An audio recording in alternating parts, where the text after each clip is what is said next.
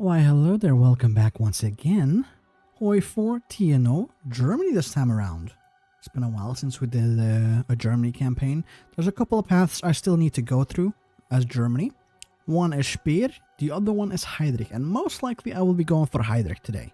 Because apparently his path, there's some messed up stuff going around in his path, and I want to see it. I want to feel it. I want to touch it and smell it. Well, mostly I'm curious because I don't think I've ever played as Heydrich.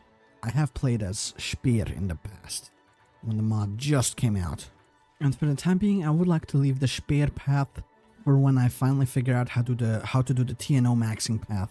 Like I said last time, well in the previous TNO campaign, someone told me how to do a Japan sphere maxing game. I still need to figure out how to do America sphere maxing and a Germany sphere maxing game. But until then, we'll be Heydriching it up with anti-air and transport helicopters. Apparently some close air support, tactical bombers, and strategic bombers. There we go. We're building up everything we need. Oh, the final frontier, we have conquered the moon. Nice. Our rocket didn't blow up. And there it is, the blonde beast, formerly the protector of Bohemia Moravia, director of the SD, and one of the principal architects of the Endlösung. The very name Reinhard Heydrich is uttered in fear by German citizens and Slavic slaves alike. A man of infamously intellectual and cultured sensibilities, the Reichsführer of the German SS hides his insatiably animalistic hunger for power behind a cold sheen of quiet reservation. While his meteoric rise in influence and status throughout the 1930s and 40s surprised nobody, few could have predicted his ascension to the leadership of the Schutzstaffel would come as a result of Heinrich Himmler's failed coup in the 1950s. Despite its many fractures, the party is unified behind its hatred of Heydrich and the fear of his SS. Many believe it is only Hitler's respect for the man with the iron heart that enables him to maintain such a position of brutal authority, although others would point to a different source. Heinrich Himmler, the tyrannical despot of the mysterious Ordensstaat Burgundy, is theorized by many to be the true power behind the throne. While Heydrich and Himmler have their disagreements, both men advocate the return of the true National Socialism. There is no problem that the Gestapo cannot solve. Well, we'll see about that. And an assassin strikes at the Führer, Japan. How dare you? Don't worry, one day I'll get back to Göring and then I'll do the Göring's Wild Ride and I'll destroy you again, Japan. And there it is. The Butcher Reinhard Heydrich, our new successor. For Heydrich, it was another day, him counting down the seconds until the clock struck 9:30. For Germany, it was the beginning of a nightmare. The Führer would have announced his decision around 20 minutes ago, if the old man had managed to get out of bed that day. The news would have covered it in 10 minutes after, if the censors rushed it through as they would for one of his more lucid speeches. 5 minutes after that, it'd be in New York and Tokyo. 10 minutes after, it'd be firing across Russia and throughout Africa. But none of that mattered. Instead, Heydrich sat and stared at the clock ticking dutifully towards the moment, his eyes briefly flickering towards the phone's segregated, neatly formed... Wait, what? His eyes briefly flickering towards the telephone, segregated neatly from the rest at the back left quadrant of his desk. There we go. Next to 6 pens of 3 different colors and a black marker, and a perfect row alongside it. The Burgundian telephone, they called it. Himmler's line to Germany, to Heydrich. It was the mouth of the last true man in Germany, through which he spoke to Heydrich and to the world. Congratulations, my Schüler. It is time. Oh, okay. I guess we get a new focus tree that way. That was quick. We're crushing the protesters as well, gunning them down like the filth they are. The so-called monster in uniform of the Wehrmacht, Feldmarschall Schörner, has made a name for himself during the Second World War as a talented strategist and a brutal commander. Despite this, while glory in this war was heaped upon him by Erwin Rommel, Hans Speidel, and even Hermann Göring himself, the Feldmarschall's name, as it was known today, is not looked upon favorably within wider bureaucratic circles.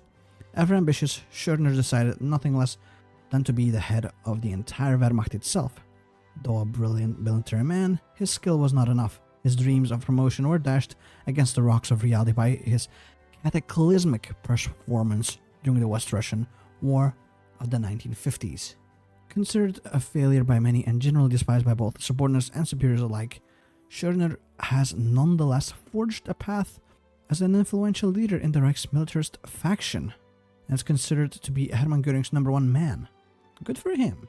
Today, as it does every year on this most sorrowful of days, the Reich mourns the death of one of its most compassionate, creative visionaries in film and media, Paul Joseph Goebbels. I don't know if he's particularly compassionate, but hey, maybe that's just me. In the summer of 1956, our most beloved of directors and pioneers of the National Socialist Revolution had met his end in the untamed wilderness of the eastern frontier, Pleskau, specifically while on his way to visit his close compatriot, Wolf Heinrich Heldolf. Since then, there has been a hole in his heart of any German film critic, or really any sensible one, across the Reich. I wonder what happened to him.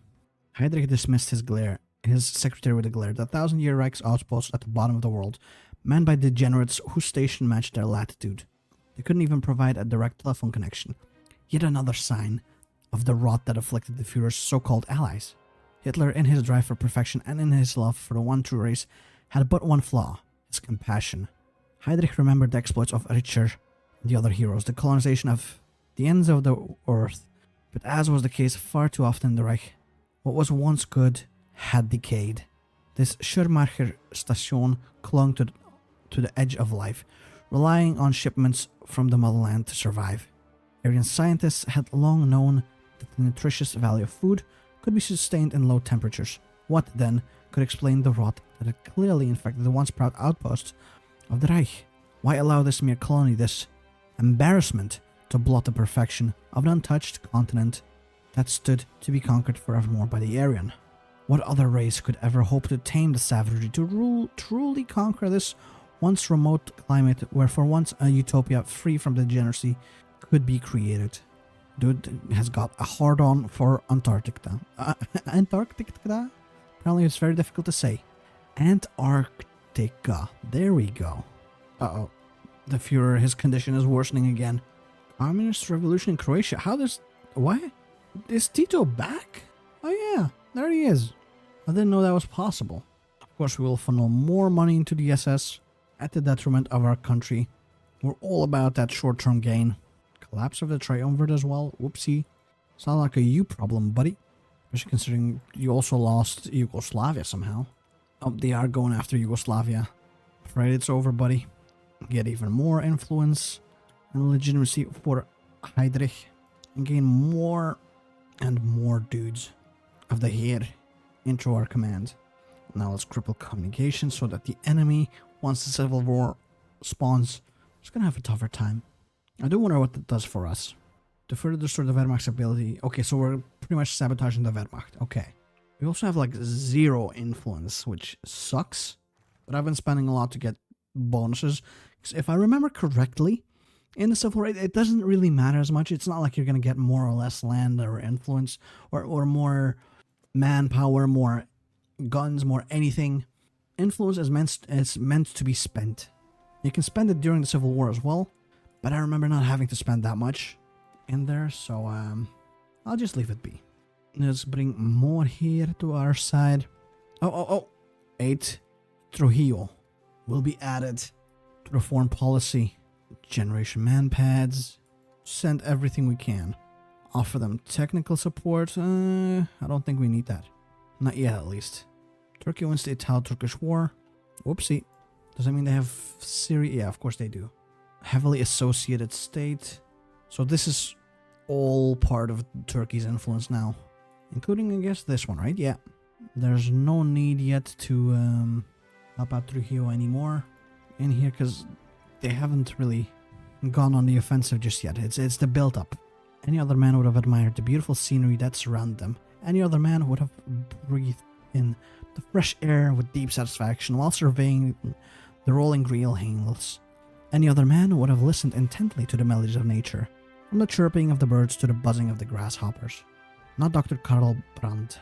He was watching the Führer like a hawk, ready to leap forward in an instant. Despite his deteriorating condition, Hitler had gently asked Brandt if he could maintain his old ritual of strolling to the tea house on Muslanerkopf Hill, Julius Schaub had soon caught wind of this and, despite Brandt's numerous protestations, forced him to adhere to the Führer's orders.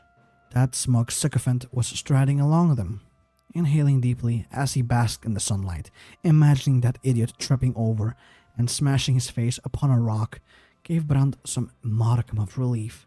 Hitler suddenly halted in his tracks, panting heavily. Brandt dived for it just in time to catch the old man by the shoulders as he collapsed backwards like a puppet without strings. His face was pale and covered in sweat, and his breathing was raspier than usual.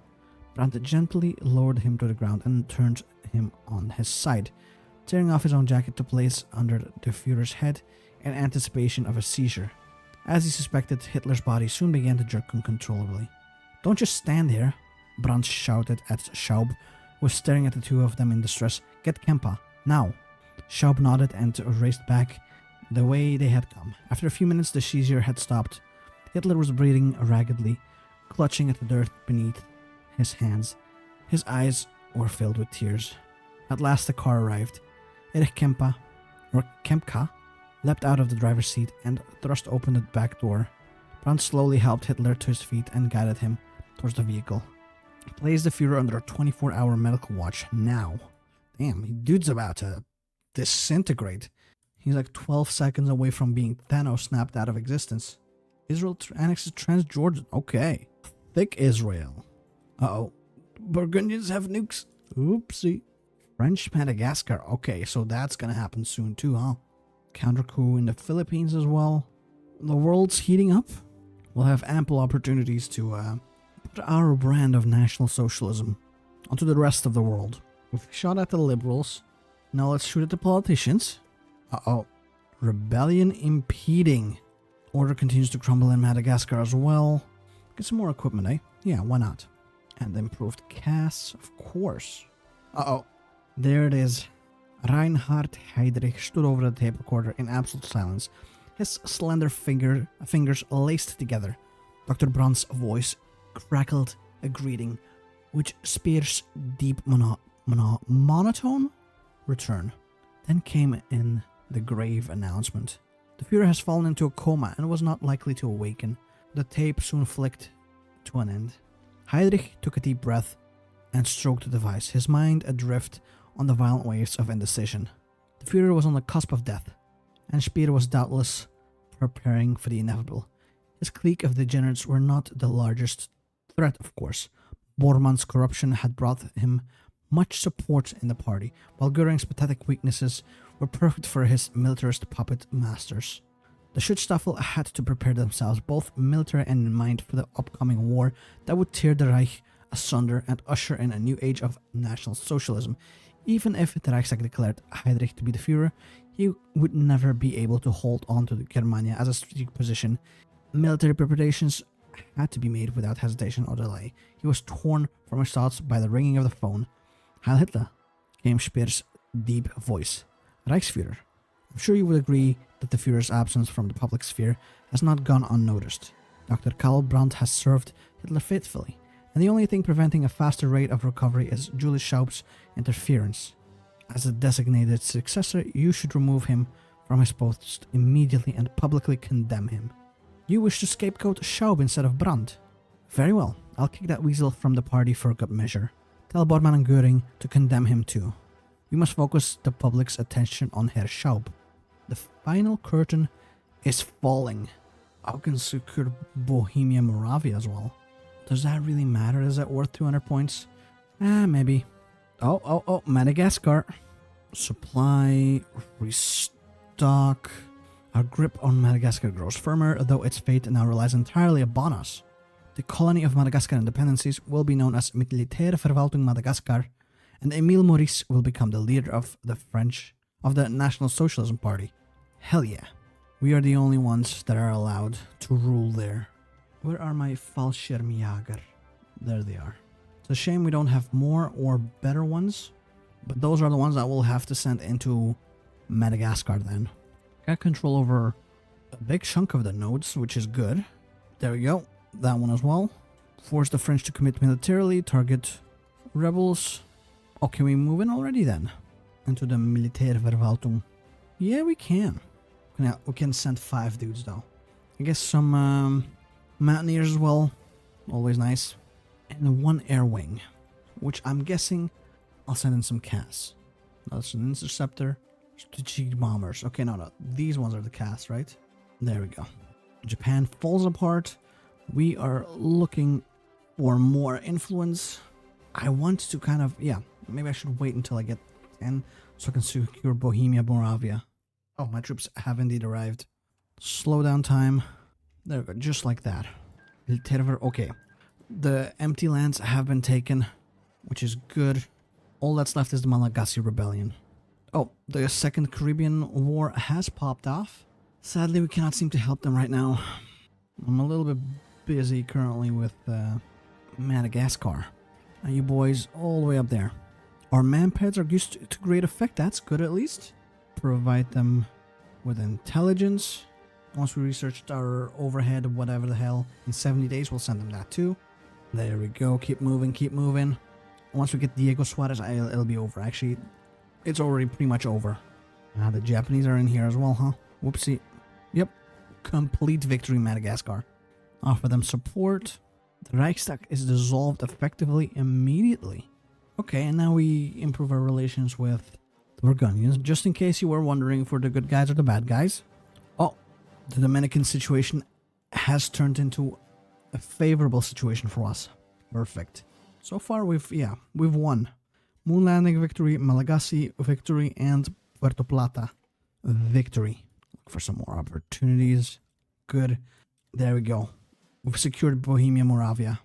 Oh, we got it. Well, over the horizon radar has been acquired, but the thing is, it's already too late. We don't really need it anymore to send out to the Dominican Republic. We've already won.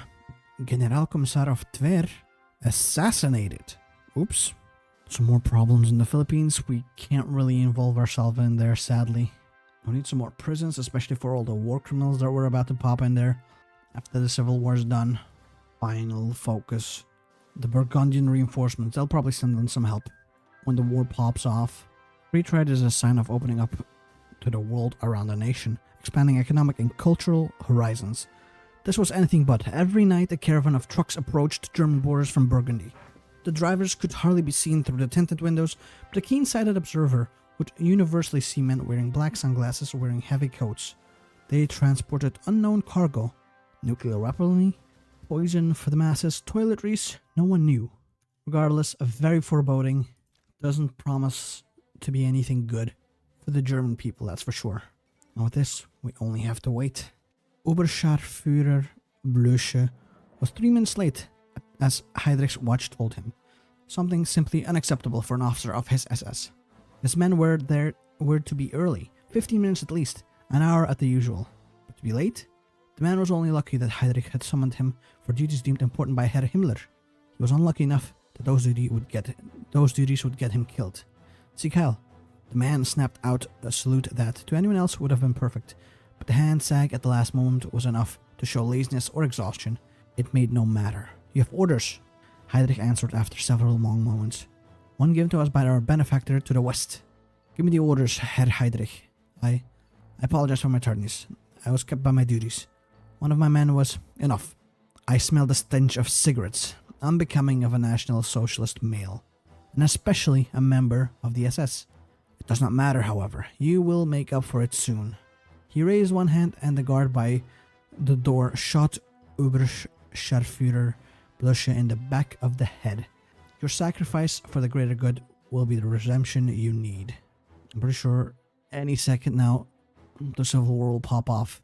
Blösche has been a suitable sacrifice, a dedicated and loyal man of the SS, but one with too many faults to ignore. His time in Poland had softened him. For a while he did everything he had been asked to do, he had come to loathe it. The man had started smoking soon after, and drinking, though both in moderation. To calm the nerves, he and many other soldiers would say. Heydrich knew it just meant a heart of cowardice and sympathy for the Untermensch. Still, he had been loyal, and his men had seen him as a model leader. Always on their side, always looking out for them above all, another sign of weakness. But at least one that almost embodied the Aryan ideal. That made it almost a shame that approximately 16 minutes ago, if the staff car had met an empty road that night, his body was to be dumped near Koblenz, shot through the head by a Wehrmacht-issued pistol. in an alley on the street, known to be frequented by military men on their nights off. Heydrich didn't smile, but he took grim satisfaction in the plan, the fruition of his master's order, at least implicitly. Tomorrow, there will be blood on the streets and the Wehrmacht's hands. When possessed with the worm, it is almost pathetically trivial to bait a fish. Okay?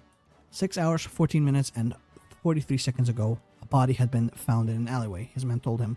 27 minutes after it was successfully identified by the Orpo, with assistance from the SD, that the man had been a member of the SS. 40 after, and the word had leaked that he had been murdered by a young Wehrmacht man named Hans Friedrich, who found himself promptly beaten within an inch of his life, and then, 4 hours and 10 minutes ago, shot by SS Sturmmann Ludwig Menz, a boy who saw the deceased SS member as a father figure. 3 hours ago on the dot, when the second past 10, the Wehrmacht responded by assaulting an SS barracks for the boy. An hour and 11 minutes ago, Koblenz burned, and as the clock passed midnight, Heydrich knew that so too would Germany. We will rule upon a pile of ashes. Everything is falling apart. Oopsie. Uh-oh, Hitler has died. With that, civil war most likely will hit before the end of the year. And our pact burns as well. Bormann is making his move. Heydrich rises up. This is where we'll be apparently. Speer as well. Göring rises up like the gamer he is. Bormann breaks away. And thus, the civil war has begun. Wait, that's it? What the fuck? This is horrible. Most of our troops are in here. Is it because of the influence problem? Probably. Now we'll slow down the time. Oh, it's gonna be rough. But I can make it do. Now we can actually properly... I don't think we have any air forces, do we? Well, apparently we do. No, maybe we don't. That's embarrassing. We'll primarily receive support from the Burgundian SS. I think we will go for the Deutsche SS. So relying on those loyal to us. We do have a lot of guns. So if possible, I'd like to... Oh, I can only pump them out in here. That's rubbish. If I go in here, encircle this dude, can hopefully make something happen. Same in here. I would encircle these two dudes, which, you know, not too bad. No, you will not escape. You will stay.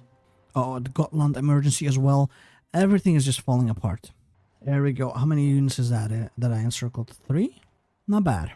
Bohemia sides with us. Okay. But are you moving? Oh, I think they are. We gotta keep stretching out the enemy. Because soon we'll have dudes out. And the British are also in a civil war. Oopsie. What the hell? Where did these dudes come from? Crushed them. There we go, got 27 extra dudes. Not bad at all. It's just a shame I couldn't have put them in there, because look at this. I've lost all of this territory. Königsberg captured. That's okay. We'll get it back eventually. Oh, we have 5 legitimacy. Converted to influence. I feel like I can probably capture Frankfurt. On Dortmund. Wait, what? They're leaving tiles empty. I don't know what... Are you crazy, dude? And I appreciate it, but still. Where's Frankfurt again? Oh, there it is.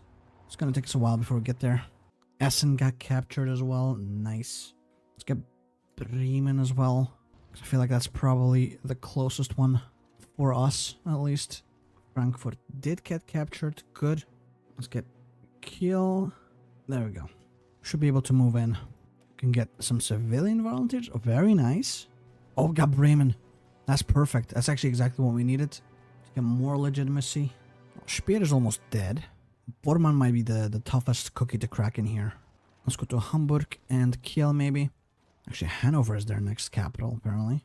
Bormann has conquered Göring. Okay. Good for them. Königsberg has been recaptured. Very nice. Torch distinguished. Good. Alright. Let's get in here. Right. And then one of you motherfuckers up north. Just like that. Hanover also captured. Oh. Yeah, let's start with Leipzig, okay? Let's start an uprising in Bormann's Germany. Mostly because I want those extra units myself. Oh, okay. There's the dudes. Well, actually, I just got some extra dudes. That's pretty much it. Let's see if I can push in here. Maybe with this dudes.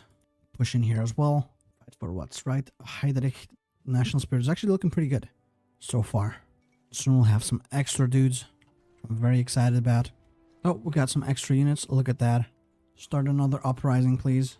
Because it'll scatter the troops around. Oh, they also did the same. How cute. How close until they're dead. We're closer to death than they are for the time being. Stuttgart and Nuremberg. We even got them. Ooh, a massive encirclement in here. Nice. Surely at this point, they're closing in on being completely annihilated. They're over halfway dead. Yeah, now we actually have the advantage. We have no factories, but we do have some of this. Come on, the final tile. Crush all of these dudes, please. You boys in here, and you boys all the way in here. There we go. They only have one dude left in here? Oh, perfect. Kill him. 2-1 casualties, not bad. Especially considering we're mostly like battle planning our way to victory. Munich captured. Nice. Oh, I forgot. We got some extra units now. Oh, is this it? No, it wasn't quite it. I think we're close, right? Come on, we're so close to Vienna. Might not even need it. Didn't even need it. Where is Martin Bormann? Heydrich asked calmly. The degenerate seated before him groaned in response. He sighed, clenched his fists, and swung another silent punch. 3 teeth clattered to the floor. Heydrich had successfully penetrated the malodorous boil on the face of the Reich and crushed the forces of Martin Bormann. The blood of cowards and traitors stained Heydrich's conquered land as the vanquished blasted bullets into their own skulls. The stagnant pustule had finally burst, releasing an explosion of bureaucrats and soldiers pathetically scrambling for the wrath of the SS. There was one man's blood that Heydrich craved above all else. The SS had stretched their wings and swooped down, glaring into every alleyway and under every floorboard. They had discovered the General Wilhelm Burgdorf and Walter Wenck lying side by side in an abandoned barracks, their shattered wine bottles and bleeding heads leaking crimson across the floor. I don't know, the naked man screamed. The pitch irritated Heydrich. Of the many scurrying rats captured in the aftermath of the collapse, Baldur von Schirach had proved to be most useful. As Bormann's second in command, his proclamation of surrender over the radio had doubtlessly seeped the final vestiges of energy from the last Bormannite holdouts. Von Schirach was not lying. He had suffered far worse at the hands of the SS torturers before Heydrich had even entered the building. What would a few more punches achieve? Heydrich took out his pistol and shot the wriggling worm in the head. Had Bormann fled the country? Was he hiding in an underground bunker or lying dead under the heaps of debris? He would never stop hunting for that grotesque dwarf. Okay. But at least with that, Heydrich has united... Oh! We have united Germany under our boot, but apparently the capital is not happy with the results. So let's clean up the capital as well. Speidel refuses to surrender. We will crush them decisively, though. One final volunteer from the Burgundians, as they help me get my capital back. Not that it takes us that much time. In fact, we're already sieging it down. They only have a couple of tiles left. And there we go. Germania has fallen. Heydrich didn't smile when Speidel was brought before him, but he knew his toy would shine through in his eyes no matter how hard he tried to keep his face still. The man had attempted to go down with one of the last bastions of his men, deep inside a series of government offices, 3 floors above, where a hulking mouse tank had sheltered in the lobby and turned the building into a bunker. Lost your capsule? Couldn't quite bite through? Heydrich asked, looking past the general to where several of his men stumbled from the smoke to be shot by a waiting firing squad. I won't die a coward's death, hangman. When the sons and daughters of Germany come to you, for you, I doubt you'll say the same. The sons and daughters of Germany, Heydrich said wistfully, looking down at the line of corpses next to the buildings, the remains of defenders, both civilian and professional soldiers, and SS men both. One of Speidel's dead traitors could have been no older than 13. Capture anyone still alive and put them all away. There we go. With that, we have united Germany under us. And from those ashes, a reign of terror can begin. Our reign of terror. Peace returns to Germany, although I'm not sure about that. We'll see how peaceful this nation will remain under the watchful eyes of Reinhard Heydrich. We have reunited the greater German Empire under the blonde beast himself, Heydrich. It's going to be pretty much a reign of terror for everyone involved, including ourselves. There's not much we can do about that. Let's train up a couple of, maybe a 12 stack of helicopters. We need a lot more. And, oh no, do we need to? Yep. We need to restore all of this. Great. It's one of my least favorite things. Implant anti-air equipment. Improved anti-tank equipment. Sure, why not? Some basic ass artillery. Anything else we need? Main battle tank chassis. The thing is, I'm not really planning on using any tanks. I'm gonna use helicopters and infantry. Some attack helicopters, and where are the transport helicopters? Yeah. And other than that, some fighters, some CAS, some TAC, and some strategic boys. That should be enough, right? Now let's get to the orders from the top. Without the support of Führer Himmler, we would never have been able to achieve our borderlands miraculous victory. And as such, we must obey whatever he deems fit to demand of us. How long will we keep that up, though? I wonder. Oh, we do want air assault in here. We don't want medevac. I think this is what I want. Yeah. Can we transform these ones into the new air assaults? Which one is it that I made? This is more or less what I want to use. I'll rename them to the Heli Boys. We need a lot of anti-tank. Oh, we need a lot of everything, man. Whoops. Like a lot of everything. Mostly a lot of helicopter stuff. I guess we can refill their reserves. Himmler now may make requests of us. It would be advisable to fulfill them. We await the requests of him. Can I just not kill him instead? I am now the big boy, after all. Oh, how about Africa? Can I help out in there? I cannot involve myself, sadly, with Africa. How long had it been since Erhard Milch had been in Germania? Long enough that he had almost forgotten what it looked like. He stood beneath the great neoclassical buildings of the new city. The enduring columns supporting simple, honest designs, stripped of decadent ornaments, and felt a strange sadness overcome him. He was home, for the first time in a long time, but each step he walked filled him with a greater sorrow, knowing that he would soon have to leave, and that he might never return again. When Milch walked, he felt the weight of age on his joints, his limbs. He wondered how long he had left in him, and what state he would leave Madagascar when he went. Still, in his twilight years, Erhard Milch was given one last hurrah. Germany welcomed him with a return befitting a hero, a parade through the Brandenburg Gate, a round of flattering media coverage in the Reich's state media, culminating in a speech given by Reinhard Heydrich himself in the Volkshalle. With German control secured on the island, the Führer bestowed upon the old marshal a great honor, the first Reichskommissar of Madagascar. Milch took the platform and addressed the thousands before him. Germany had given him a script, but he didn't mind reciting it.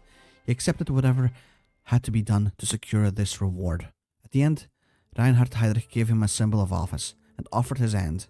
And as Milch accepted his hand, Reinhard Heydrich pulled him close and whispered, "There's eyes on you and your island. We still remember all the questions about your blood. Don't fuck this up, or I'll reopen them myself." Milch kept smiling, but he could keep the fear away from his eyes. We are the good guys, by the way. Definitely. Activity has died down throughout most of Germany, but in Pomerania has intensified drastically. Our forces in Gau Pommern face constant harassment, ambushes, and raids. On a few occasions, our forces have brought PGD-1s to open battle. The outcome has proven no better. Despite being cut off from major sources of supplies, they have supplemented their reserves by pillaging our own supplies and being as conservative as possible.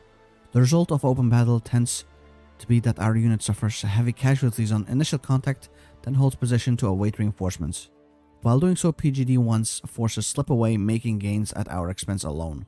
Crackdowns did not work, as anticipated. The populace believes that they are protected from us by PGD-1. Okay.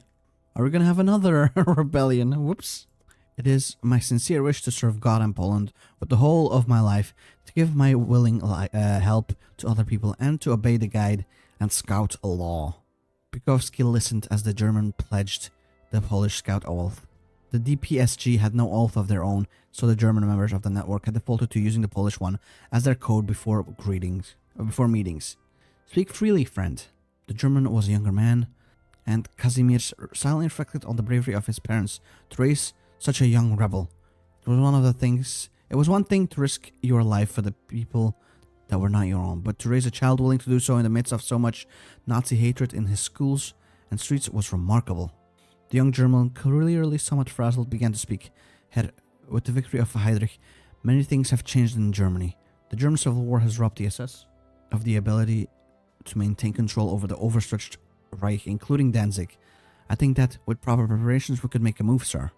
He had friends in the Polish resistance, people he had known from his youth, and a few he had seen in his camps. He could contact them for aid. They had risen up while Germany was distracted. Was it so wild, he thought? So implausible for his own network to do the same? You have done well.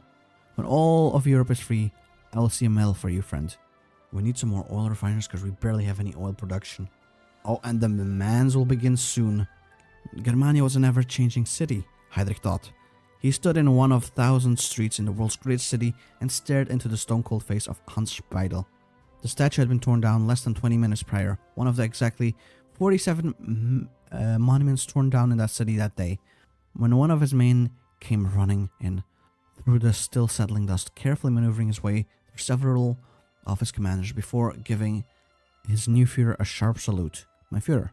I tried holding them off, but they wouldn't listen. The man struggled to swallow, his discipline seeming to fail under Heydrich's emotionless stare. Burgundian men, sir. They just landed at the Reichstag, sent on Himmler's order to see you. We did not know. Heydrich stared at him for a few more seconds before raising his eyes to the rooftops, past the milling SS men and the smoke and the rooftops, and towards the towering Volkshalle a few miles away. Does good news come on the eastern winds? We'll see. Heil Himmler, Heil mein Führer, Grothmann shouted above the helicopter with a proud salute, which Heydrich returned in kind. He could tell immediately that Grothmann was searching for a reaction to the order of names, but if he wanted one, then he'd have been disappointed. Heydrich was above the petty politics and the ambitions of his junior officers. Grothmann folded his hands behind his back and looked to the Reichstag. I come to offer you my congratulations, my Führer. Herr Himmler has decided that you are to be informed of several things. Welcome to the inner circle. I've been instructed to observe you while you read the plans and to assist you in the next few days. For the betterment of the Aryan race, for the future of the Reich, for the victory of the Übermensch over the degenerates, action must be taken to ensure the failures of the past cannot prevent the victories of the future. Yeah, essentially we're trying to blow up the whole world. When do we begin? It's been 7 hours later when Heydrich's day ended. 30 hours of observing demolition projects, construction projects, raids, negotiations, blah blah blah blah blah, and he was finally alone. He had managed to take around 14 or 13 steps. Who even cared anymore? When he retched on the floor, his good Spartanist dinner stained the carpets as he desperately tried to keep his breath. He was careful not to make too much noise, even as he vomited, especially as he stared at the mess on the floor. God forbid a maid's loose tongue land him against the wall while Grothmann shouts fire. When he finished toweling up the carpet and cleaning his uniform, he walked to the closest window and stared out from just behind the curtains to watch the helicopter fly in and out with their supplies. He forced his breath even, forced himself to think analytically. He solved problems. It's what they did. It's what he had always done. When he'd been nearly homeless so many decades ago, when he'd been asked to find a solution to Europe's degenerate problem, when he'd been ordered to arrest his Führer in the 50s, he found his way through things. It's what he did, damn it. But how is he ever going to stop Himmler? How would he save the world? Degenerates and all. Okay, we're gonna go against him now. Duck and cover. Unbelievable. Heydrich ran his hands through his hair. Massive increases to the nuclear stockpiles. More investments into Burgundy. More bizarre and costly were the orders to create a new bunker complexes throughout the nation. Before his very eyes, the plan was coming to fruition. Himmler was preparing for the beginning of the end. Heydrich stopped pacing and sat down in the otherwise empty office. Time was running out. A loud ding startled Heydrich. The clock in his office had just struck 11. 1 hour from 12. How very ominous indeed. We must begin working on bunker constructions and building up our nuclear stockpile, or there may be dire consequences. We have 540 days. Okay. So do we actually have to do it this way? Maybe make 1 or 2? Put them at the top of the queue? Oh no, we don't. So maximize our arsenal. We can delete those 2 then. The bunkers are 1% complete. Okay, we definitely need to focus on the bunkers as well. So after this, I'll go and focus on the bunkers first. This is going to be a short-ass campaign. I hope we can stop Himmler. A Spartan's vice. Sitting alone in his office late at night, Heydrich cursed himself for opening the liquor bottle. It was a foolish endeavor, and dangerous as well. If the German people were to learn of his betrayal of Spartanism, they would surely doubt the convictions of their Führer. If Himmler knew, he would know that Heydrich's heart was already set against him, and any hope of stopping his demented schemes would be dashed. And yet Himmler remained away in Danzig, furthering his own directives in pursuit of his grand plan. Who could he trust to aid him? That was a difficult question indeed. Himmler's plans were insane, yes, but Himmler's men were loyal to a fault. They had been chosen not for skill, but because they believed in Himmler's vision. Heydrich had believed in that vision once as well, until Grothman had shown him the horror of it all. Now he was not so certain. He would tell a member of his inner circle first, to be certain that these thoughts were not unique to him. It would have to be Böhler, Dalquin, Frank or Gill. He did not trust the others or would not run to Himmler. But who would see the truth and the need to act upon it? He thought at once of Böhler, a committed National Socialist, as devoted to the New World Order as any man Heydrich had ever known. But Heydrich knew that Böhler had served on the Commission of National Socialist Literature for a long time. Furthermore, he knew it brought Böhler joy to collect all sorts of books, pursuing knowledge wherever he could find it. With all the undiscovered writings scattered across the world, Heydrich could not see the man ever consenting to see it all destroyed. Get me Böhler now. We will stop that madman. Oh, can strengthen supply chain. Sure. Böhler carefully examined the report, taking a great deal of time to read through it all. More than once, Heydrich caught him rereading a particular page. The Führer's hand remained pressed against the handle of a desk drawer, where he had stowed away a pistol before arranging the meeting. If Böhler betrayed him, or if Böhler proved unable to do what was required of him, he would need to be disposed of immediately. Already he was beginning to see signs of what he thought might be a sign of distress on Böhler's face. If he gave even a hint of a reaction, then it was a mistake to have trusted him. Heydrich's thoughts again returned to the pistol. Anyone could ruin it all with a single word or a glance out of place. Stopping the plan had to come first, and if Böhler proved to be a hindrance, Heydrich had brought the weapon for a reason. Seemingly finished reading, Böhler looked up at Heydrich, his eyes wide and his brows creased in worry and confusion. My Führer, what is this document? Heydrich was on his feet in an instant. Shut your mouth, he hissed, leaning over the bespectacled man with a look of utter loathing in his eyes. If Himmler catches even a hint of this, we'll both be dead men, with no chance of stopping this. That is, I do not have you shot first for such incompetence. This changes nothing for you. You will act, speak, and think as you normally do, until such time as your Führer gives your orders to do so. Is that clear? Yes, my Führer. Heydrich could see in his eyes that there was still a state of panic, but at the very least, he was exerting some amount of self-restraint. You are dismissed. We will talk more of this when you have regained your wits. Heydrich glanced at the drawer unopened and felt a pang of disgust with himself. He had grown weak. Let's improve the bunker designs as well, make it more efficiently. The quality is superb of the bunkers. In that case, speed it up. Böhler had gathered the others in Dalquin's office, where he had expected a few people would be lingering about. Any meeting in Heydrich's office risked an eavesdropping guard or some self-important official storming in to demand a meeting with the Führer. Himmler's dogs were becoming even bolder, even as Heydrich subtly worked against him at every turn. Thankfully, Himmler was still unaware. Yet Himmler's plan is interesting, Frank muttered nervously. Heydrich scowled, a lapdog as always. Frank was too much of a coward to state the true opinion that his tensed and blotted face betrayed. Dalquin looked utterly shaken as well, though he kept his mouth shut. Among his ministers, only Gill fully maintained his composure, looking calmly to Heydrich for his next order.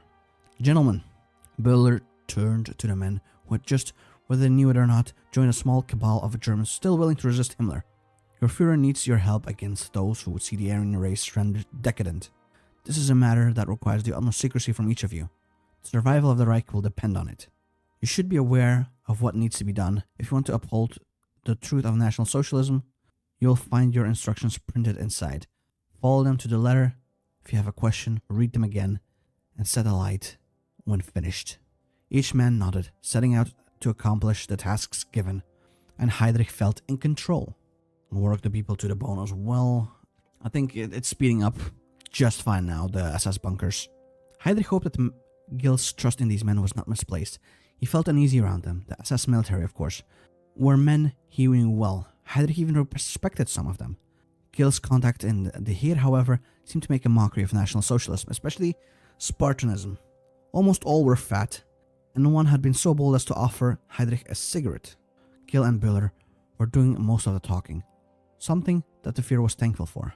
They spoke at length about how Himmler's planned to bring the ruin to the Reich and how Heydrich needed their help to save National Socialism. They did not mention anything about Himmler's true plans at Heydrich's request. These men did not seem to require that knowledge to be convinced. They were trying to work with traitors. They were not men who had seen the madness hiding behind Himmler's veneer of brilliance, but men who seemed to be willing to reject that brilliance at face value. These men did not care for anything that was right in the world, for what benefited themselves. How could he justify working with them, even for the survival of the world? Heydrich was lost in deep thought about this, having lost track of the long-winded conversation. "My Führer, are you all right?" Heydrich dismissed him with a wave and an annoyed glare that had only served to draw attention to it. As Gil and Bühler resumed their pleas, Heydrich stared at the now crushed cigarette in his hand. Its mark still throbbed against his leg. He'd accepted it without a thought, when a year ago he would have instantly thrown it out to the ground and ordered these officers shot. Who was Heydrich to doubt the integrity of others, when he had been rejecting the Spartan way for weeks? The Berserker insurgency. With the pacification of Germania complete, the SS units have spread across the country to ensure peace and order for outside the capital as well. One such nuisance was rapidly found in the Berserkers, though. They broke free. Children of Spartacus? The Polish are breaking free. It's that guy. Okay. Now we have possibilities to deal with them, apparently. I don't see him yet, but sure they'll come in at some point. Here they are. We can deal with them now. Let's deal with the pitiful slaves, I guess. The Reichsführer has not moved for some time. Trouble ran deep in his mind, spurring the fangs of doubt to gnaw at his once concrete certainty. Heydrich was not amiable, as he used to be. The distance between them had waned to become a largely professional relationship a decade prior, but even by that measure, Heydrich was unusually distant. Himmler tapped an idle finger against the diary resting in his lap, unopened and blank, for the first time in years. Perhaps it was mere humanity weighing Heydrich down. The duty of great men was always burdensome, doubly so when it violated all moral norms.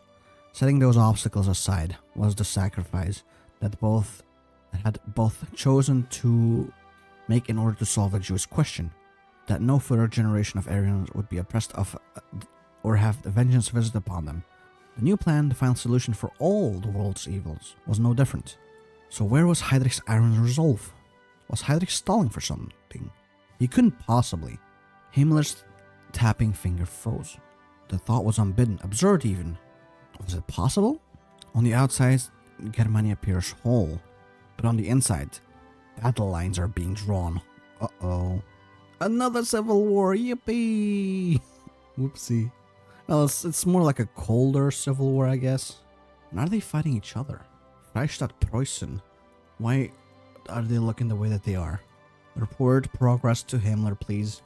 Chaos everywhere. Today begins the real war. Get to the armory, maybe? Hans Speidel dies. No. The SS Civil War. Approximately 16 hours after citizens of Germania were first turned away from their trains on one early morning in Germania, the streets once more fell silent. "How dare you?"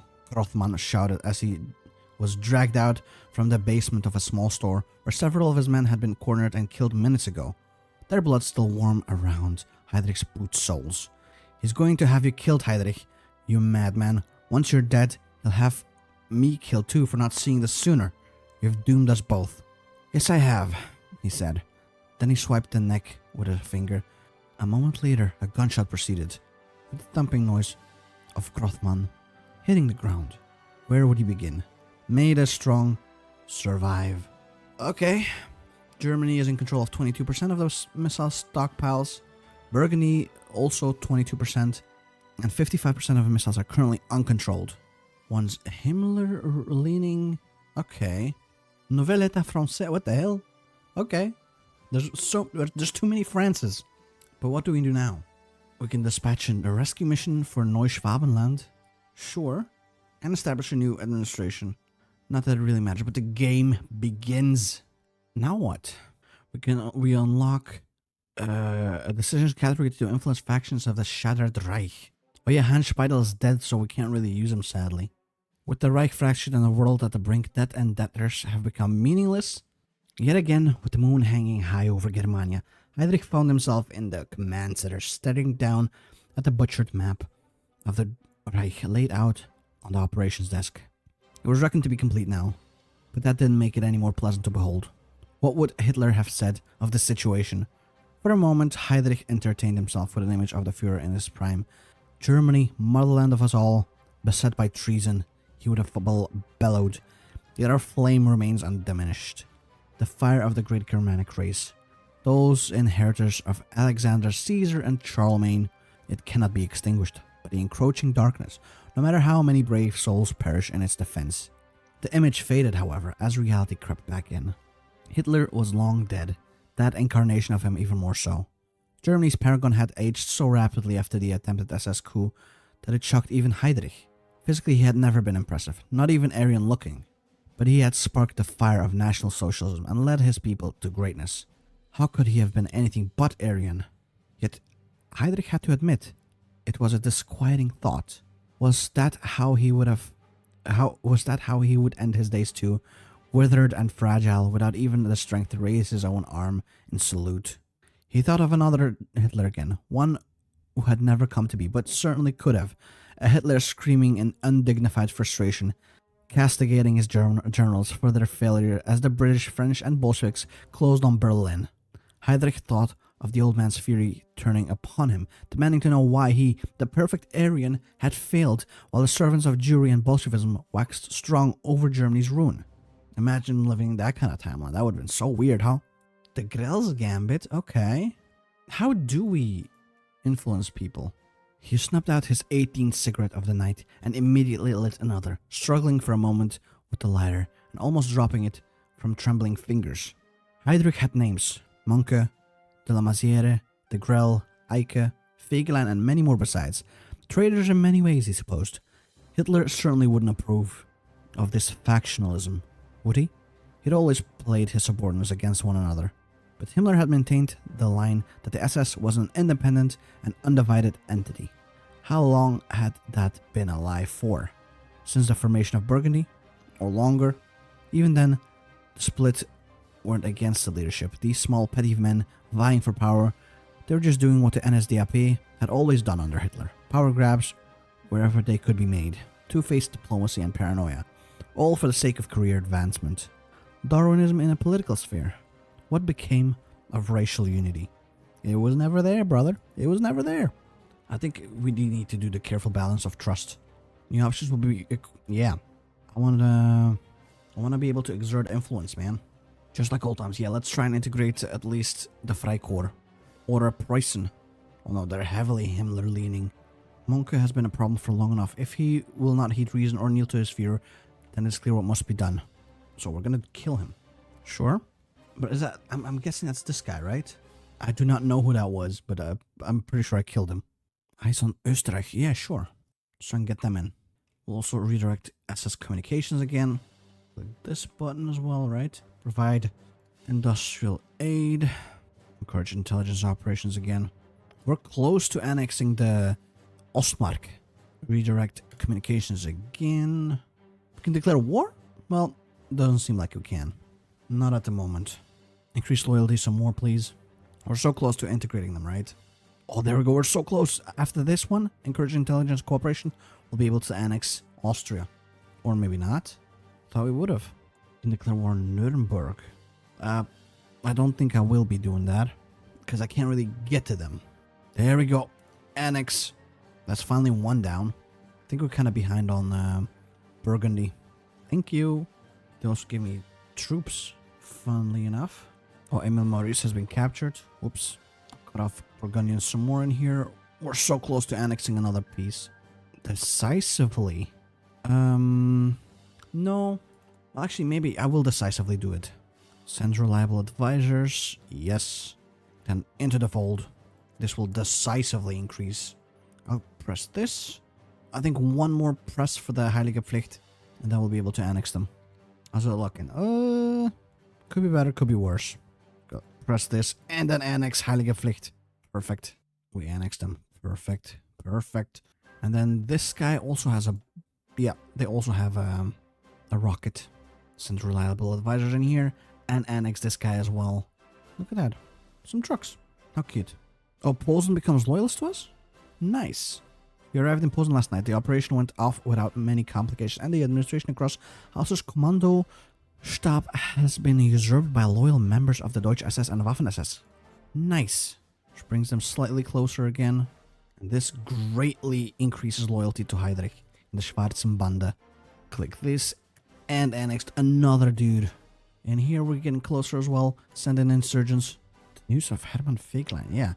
Fegelein's a rat and a cunning one at that. His image as a dashing cavalryman may be invented. He's skilled, normally able to fight back after all. But that doesn't matter. Truth is subjective, and in this era of mass media, something he has proven with the torrent of slanderous propaganda being spewed at the Fuhrer from his offices. Hell yeah. Nice, we got another one under our control. We're getting so many troops as well. While we're at it. Cut communication lines again. Send in SS advisors. Oh, they have 4 of the bombs now. Approach Dönitz. See what's up. Oh, they will become... Yeah. Reclaim the fleet, please. I don't want them to be neutral. This greatly increases their loyalty as well. Bringing us to... a high number. Get all of these, please. Give him 10 million? I don't think so. Just fast-track fuel shipments instead. Oh, we're so close to reintegrating Deutsche Notstandregierung. Press this as well, just because we can. The sooner we finish all of this, the better. There we go. Reintegration of another piece of land. Uh-oh. Unternehmen Menander Summary. We can seize this opportunity and get into Pakistan, apparently. Provide training. Yeah. There we go. How many units can I send in, though, is the question. Well, first off, arm the slaves. Then have a look at the Dominion of Pakistan. I'm gonna send 4. Delete a couple of these dudes, eh? And send in my 4 airplanes with Otocom. They got a great name. We cannot send any airplanes, though, sadly. Oh well. Provide material aid. In here as well. In here as well. We're getting somewhere. We can actually integrate these dudes if we have enough political power. I'll wait a couple of days. Oh, our troops have arrived. Where are they? There they are. Reintegrate them. Perfect. Nice. That one's dead. Keep going further. Damn it, people are getting more loyal to Himmler. That's not great. How's it looking these days? We got 3, they got 4 though. Okay, we are pushing in hard. Look at that. Another one bites the dust forever. Let's go open for business. Integrate some more lands. This one's close. Let's click this. This one also. Sure.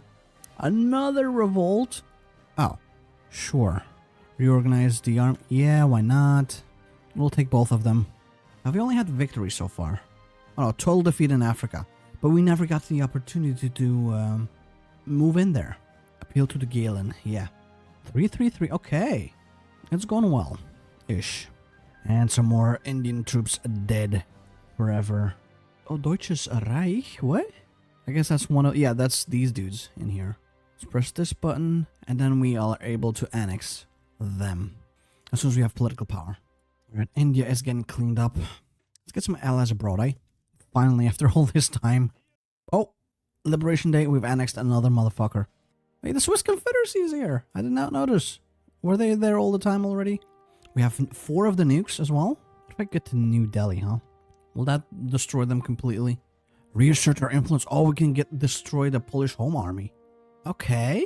I don't know how strong they are, but I can go after them. Sure. Well, there we go. We can actually core this. Increase their loyalty. And continue on. Some more beautiful, beautiful encirclements, eh? Oh, yeah, I forgot. Now that we are at war, we can no longer help them with our boys. That makes sense. Well, we're moving in regardless. Don't worry, buddy. We'll send more dudes into Pakistan as soon as we're ready. We just need to finish off this war real quick with the Polish. Caucasian joins the anti-Himmlerites. Okay. Oh, Ostland is a Himmler loyalist, though. How interesting. We can also declare war on the Nederlanden. Interestingly enough. There we go. We got Poland. Oh, we have control over 5 of the nukes? Oh no. Pakistan is losing again. Looks like I'm sending my dudes again. The English give in and send us whatever we want. We can bypass the children of Spartacus. We don't need them. We can bypass this one. Bypass this one. And okay, these ones can all be bypassed. There's no need. Goddamn, all that progress that we made for Pakistan, undone. Oh, they've arrived at least. How's the war looking, actually? I want to see. Come on. They lost 1 million men. Mostly thanks to yours truly. They keep building more and more. Oh, we can reintegrate another one. Perfect, as soon as we get the political power. There we go. There we go. That would be what? 3 units dead now. And another what? 3 units dead forever. Goodbye. Oh, look at that. We got all the way down there. I'm gonna clean up these dudes. Go to New Delhi as well. Oh, we got New Delhi now. Nice. Keep getting like a bunch of important VPs, please. There we go. Pakistan won the independence war. They should join us now. Just in time for us to have hopefully jump into the Colombia War. We did not prepare for that properly, but who cares? We got our hands full right now anyway. For a second I thought somehow Pakistan declared war on us, but no. It's our volunteers that are coming back. Woo! Pakistan joins the anti-Himmler coalition, of course! As they should. Oh, we're so close to reintegrating Freistaat Preußen. We can do a trip to Den Haag. Actually, yeah. I think I will. Actually, never mind. Because they're Himmler loyalists. Actually, never mind. We can do that. Because the units will disembark near Amsterdam, which will hopefully allow us to walk in. Let's go to Rotterdam, which will hopefully have a... Oh no. We don't have a coastline yet. I forgot we're still working on that. We're close. Hell, we might have enough with this. With these 2 units. I pretty much fucked it up. It'll be fine. There you go. Click this. And now we'll be able to annex Freistaat Preußen. Now we just wait. They have a supply hub in here. Yeah, I think I need to hold these 2 tiles. So that when I do annex that motherfucker, our boys can actually properly walk in. Oh, this one. There's another one that we could annex sometime soon. Annex Preußen first. There we go. Our boys are moving in now. So more dudes got annexed and we get more boys. Very happy about that. As I say, 50 more political power, I'll be able to annex these motherfuckers too. And our boys, yeah, to just move in now. Annex this guy now. Good. The Netherlands are about to be ours as well. Thank you. They've joined the anti-Himmlerite boys now. Wait, there's more? Oh yeah.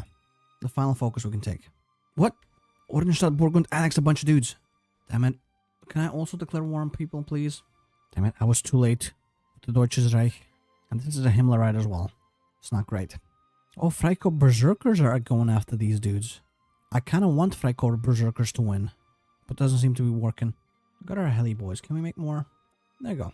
Another nice little 36 stack. To deal with the Reichskommissariat Ostland maybe. Or the former Berserkers. But with this, I think the front lines are pretty much solidified. And we'll have to face the enemy in one final showdown. The hour is late and we are pretty much ready for the final showdown. In order to declare war on the vile enemy that is Burgundy. Cannot see how many units they have. So it's going to be quite rough. I've got 11 days before I have to declare war. I'm going to stretch it out for as long as I can.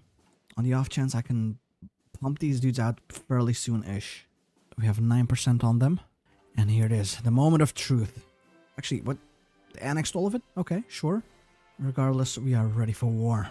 In fact, look at this cute little encirclement that we're about to make happen. Oh wait, we can call in our allies? How cute. Even Pakistan. That's a full-on war. Then after we're done with this, I'll put our dudes up here. Tell them to be very aggressive in their assault. Once the encirclement has been finished. Oh, and the Netherlands, I forgot they were also a part of this. It's a shame we cannot, we cannot do anything about Ostland or have this guy give us their troops. Actually, they are willing to give me their troops. If they can get there, all the better. I mean, we are moving into Burgundian land too. Oh yeah, they're moving, my dudes.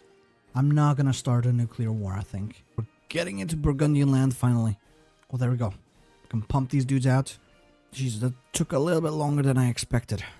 Actually, we barely have any equipment for the airplanes, so maybe regular infantry is just fine.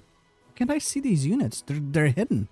Regardless, we're pushing into the enemy's lands. Burgundy is falling now. I mean, so are we, but we finally managed to push back. Slowly. I'd love to do nuclear war, but I think no. We'll just fall apart. The Netherlands are also coming back. That's very good. This war hasn't popped off yet. No. It's only Oranstadt Burgund that's a major. Okay, so we should be fine. Go to Reisel. Take everything, man. I thought that was our peace deal, but no, not yet. We got it. We got their capital. Is that it? No. They got something back, or something gave them more VP powers. I'm thinking they got more less surrender progress. Oh, they did get Reisel back, so you know that definitely doesn't help. Is this it? This might be it. We have defeated them. Heinrich Himmler wasn't so impressive as Heydrich remembered. Not with his lip-split uniform, disheveled, and glasses missing. Beady eyes glared up from that pudgy face with hate, tempered by the trembling of abject fear. Reinhard, what have you done? Came the quivering voice, weak and nasal. This is betrayal. Is the end of us our undoing? It stammered and cracked like a nervous, pubescent boy.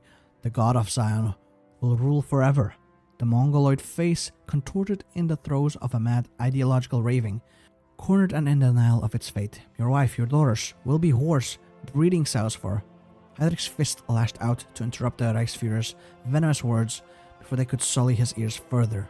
He felt his rage boiling over for the first time in years, washed away all inhibitions in a red wave. What for, he simply asked. You brought us to this point, Heinrich. You made the Reich what it is. You halted our mission. We had the world in our grasp, and you stole it away. He struck Himmler again, eliciting a flow of blood from his nostrils. Himmler's eyes bulged in deranged fury. It was your fault, you. If you'd followed orders, but you wouldn't, would you? White Moses. They were right to call you that, a Jew in human skin. That's all you ever were. The arch-infiltrator. Zion's youngest elder. The Cain of an entire civilization. He jerked and thrashed within his restraints, spittle flying from his bloody lip with every hateful word. Heydrich had come for answers, but whatever was left of the Reichsführer's deranged mind was too far gone to give him. No, Himmler, you destroyed our vision, you betrayed Hitler and our people. I've corrected the order of things, and now it will be as it always should be have. I only ever did what I had to do, Himmler screamed. Heinrich unbuckled his holster and drew forth the sleek black Luger, always at his side, and tumbled the safety off. As did I. One final shot. Himmler is no more. Now we have a war goal on Antarctica. Well, I don't know if I'll ever use that, but whew, we've done it. We have cut down the hateful beast, and all that remains is us. It was done. Heydrich almost couldn't believe it. The invincible shadow state laid low by a coalition of willing, and it had been he who had led them to victory. He, Reinhard Heydrich, the butcher of Prague, the blonde beast, and the man with the iron heart, whom nobody ever expected to rule, yet rule he did, from North Paris to Galicia, from Schleswig-Holstein to the Alps. It was his. That was what they claimed in taverns and SS barracks across the Reich, and it was what the new map in his office affirmed, but he knew it wasn't so. Loyalty was a dead concept. Nobody who had served in his coalition was loyal to him personally, as they would have been to Hitler. Nobody really wanted him to rule, even after defeating Himmler. Those who had the decency to serve the Reich rather than themselves were dead or scattered to the winds by his hand, thanks to his past servitude to Himmler.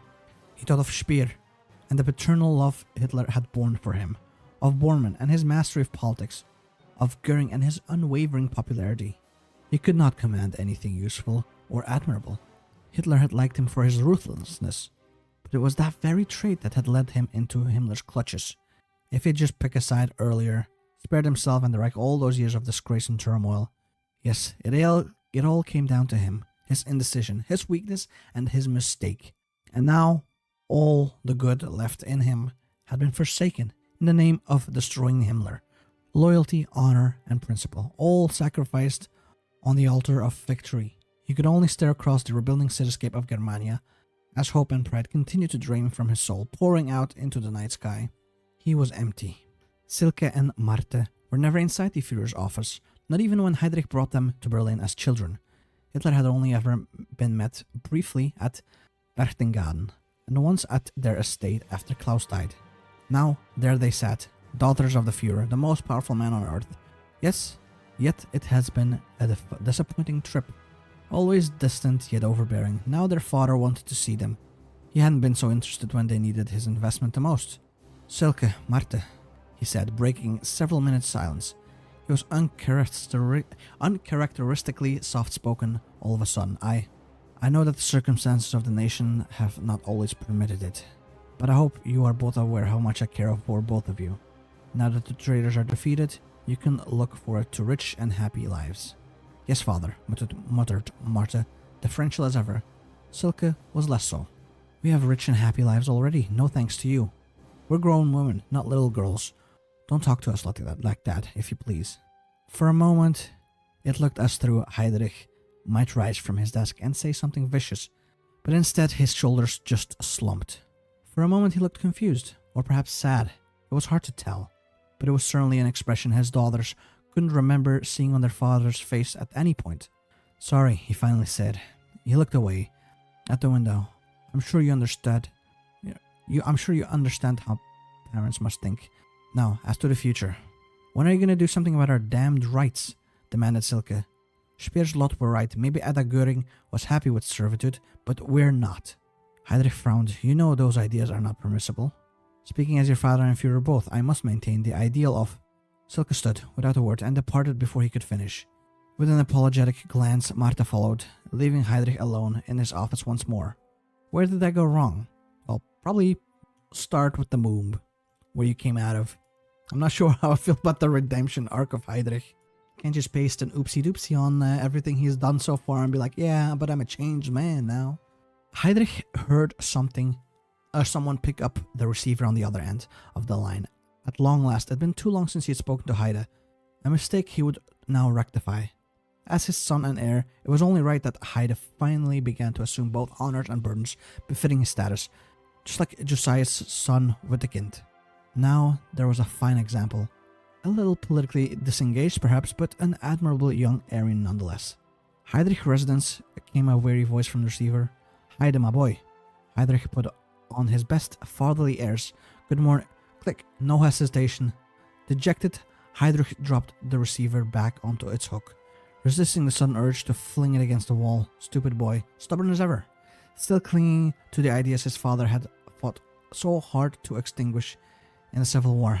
Maybe a term in the thought froze midway throughout formation. What was he thinking? Heide was his blood, his progeny. Blood was what mattered above all. It defined race, nation, and heritage. Without ties of blood, what more was there? But still, Heide was his child, deserving of discipline. So what if he resented his father? He had to learn, like any other recalcitrant citizen. That was the ideal which Himmler's ideals. Not his, not Germany's, not Himmler's. Himmler's. Words and thoughts of a traitor. An uncomfortable thought began to dawn on Heydrich as a cold sensation spread down his spine. No. Lena's hair was graying like her husband's, but still he remained enraptured by her beauty. They reclined together on the couch in the Führer's private lounge in the Reichschancellery, quietly conversing as the sun set on Germania. It doesn't feel real, you know, Lena murmured, looking up at Heydrich from her place in his arms. That all this chaos is finally over. We finally have the good old days back, Reinhard. Heydrich just continued to stare over her at the window. Reinhard, are you listening? He shook himself out of his reverie and looked down into his wife's eyes, slightly dazed. Sorry, Lena, well, yes, you're right. It doesn't feel real. I never thought it would end how it did, having to fight my brothers in another damned war. And now you can make Germany into what it should be, she replied with a smile. All those ideas you've been dwelling on, trying to get people to listen for years. You can make them the law now. You could do anything you wanted. No more of that pig Bormann steering things off-road. I'll miss the servants, though. Slaves, he corrected. Yes, whatever you call them. It's just so convenient, especially once we get rid of the Jews and took Jehovah's Witnesses instead. I felt so much safer with them around. Never would have liked our boys growing up around those dark-eyed vermin. Heydrich had thoughts, many thoughts, but kept them to himself. No sense in bothering Lena with uncertainties now. Let her enjoy the comfort of a self-assured life. She would need the memories come darker days. Glancing down at her relaxed face, soft features, concealed venom and honey alike. He ran his fingers through her graying hair and whispered gently, "I love you, Lena." Not much of a victory, huh? Klaus hadn't died because of the Jews, Heydrich thought as he knelt before his son's grave, the cold drizzle slowly dampening his SS uniform. He hadn't died because of Bolshevism. He died because he was a child who didn't understand safety. He died because he rode his bicycle onto the road too quickly for a German Aryan truck driver, to stop in time. At the time, Heydrich still had been Reichsprotector, working overtime in Prague to make sure that there was nothing left in the Czech resistance. What if he'd been there? It seemed to him that the first and foremost duty of the Aryan man was to protect his family. At least, that was what was most important traditional value. One's bloodline was the basis of race and its continuation, wasn't it? Instead, he'd been so far away enforcing Himmler's orders by ensuring the total destruction of the Czech national consciousness. Was that the right thing to do at the time? He hadn't really thought about it. In hindsight, that would depend on how compromised Himmler's vision had been. If he'd been disloyal to Hitler even then. Heydrich shivered and drew his coat tighter around him. The thought wasn't bearable, pushing it aside. He tried his best to think of only his son, and the 10 years, happy years he'd given them, but he did not succeed. Well, in the meantime, stabilize this, send them some help for the Colombians. Anyway, the lists Heydrich had requested on his desk sat in a neat stack. The size alone had been enough for him to never even bother looking at them. Too many dead Germans, dead Aryans, dead by his order, men, women, children, his enemies, and families alike. The Jews hadn't done that. He had. The question had been answered. What did that imply? Heydrich didn't want to know. There was no escaping it. Empirically, much of what was once certain in the world was certain no longer. Two of the most devastating conflicts in German history had been caused by Aryan hands, Aryan minds, and Aryan politicking. The Führer suddenly shot upright as through electrified. No. That would be the end of it. The end of all. Nothing would matter anymore after that. No, not an error, not a mistake. It was a lie. What next then? Heydrich was silent for a moment. I'm not certain, Gille. The situation is tenuous. Victor's euphoria will burn out soon. Beyond that, my Führer, we shall do what we must, as we always have. What's one more civil war? It's all for a good cause in the end. If this last war wasn't enough to cow the traitors once and for all, we can just try again. It's never failed us before. Hasn't it? Heydrich's voice took on a bitter tone. Wouldn't it have been better if Aryans didn't shed each other's blood twice over already? If we just what, my Führer? Just talked? That was never going to happen. Blood and iron, that's our way. The destiny of the German race is forged in the fires of war and nowhere else. Whether it takes on one war or 1,000, we'll never change that, God willing. Then I fear for the future. Lena, he slurred, slumped over his desk. Lena, I've made so many. God, I just... Throwing himself back into his chair, he raised the ball and guzzled down another mouthful. Fucking Himmler. There was a moment's pause, then a sudden turmoil within him. Heydrich had about 2 seconds notice before he vomited loudly and painfully, doubling over and splattering bile and alcohol over his desk. He passed out thinking of what might have been of a naval life, or a life in the Luftwaffe, or a world where he'd rejected Lena's notion of working for a new upstart political party, of a peaceful retirement that he could have taken years ago. But when he awoke, it was from a distorted torrent of nightmares and could-have-beens. He dragged himself to the bathroom to stand, filthy and shameful, before the mirror. Staring back at him, he saw Reinhard Heydrich for what he truly was. The last traitor. Dearest Lena, by the time you read this, it will have become clear to you that the Reich you knew is no more. The very tenets of National Socialism, upon which our nation is built, have failed us. There is only one more barrier preventing the truth from becoming known to all, and I intend to remove it. It will not be an easy thing for you to bear, but I implore you to forge ahead regardless of how difficult life becomes. Our children will stand with you. Of this, I am certain. Now that all else is uncertain, family is all we have left. Ensure that our children receive this message. I especially wish for you to pass my unconditional love to Heide, whom I have failed more profoundly than any other man. And to think of Klaus, taken from us because I was not there to protect him. There's one more thing which I expressed here to you alone. Himmler was not a true traitor. I am. Himmler betrayed us all and would have damned the world to hell of nuclear Armageddon. But my betrayal runs far deeper. For by waging a civil war upon fellow Germans, have I exposed the futility and failures of all that Hitler built. Had I chosen ignorance, I might have avoided this, but I could not do so. All I ever wanted to do was to serve faithfully, but that which I was loyal to is a house of mirrors built upon sand. Tell our children that I love them, and that their father died doing the right thing, now and forever. Love you, Heydrich. Set his pen down, exhaled slowly as his hand moved to the polished Luger before him. There was only one more mistake to correct, and then God's tune would come to an end. Auf Wiedersehen. With that, the final traitor has been killed, and the seat is empty, only for the Civil War once again to pop out. Damn though, okay. Motherfucker just destroyed all of Germany and then killed himself. Okay. That was rough though. I really like the writing. They gave Heydrich like a very human touch, where most likely there is barely one. Well, no, that's not true. A lot of fucked up people, war criminals alike, were real human beings and had like normal human lives. They just compartmentalized that and their work life, which was being a war criminal, I guess. To them, it was almost like playing two sides, being an actor almost. But yeah, at least in the end, Heydrich did the good thing and killed himself. It's just a shame that Germany fell apart after all this time. But regardless, that is pretty much it for this campaign, I think. I do hope you've enjoyed it. Make sure to leave a like, comment, and subscribe if you did. Hopefully I'll see you next time, and hopefully you have a nice day. Bye-bye.